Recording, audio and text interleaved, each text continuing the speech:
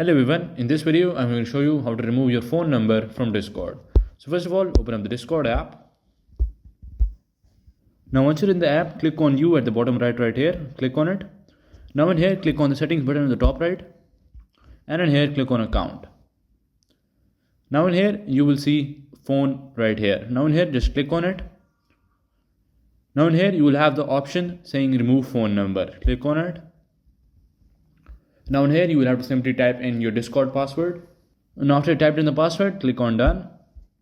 And after verifying, your phone number would be removed. So that is how you can remove your phone number from Discord.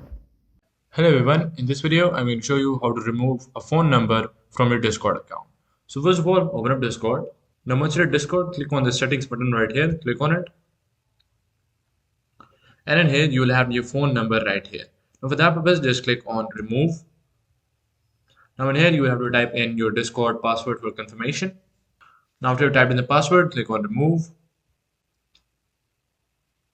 And that phone number would be removed. So that is how you can remove a number from your Discord account.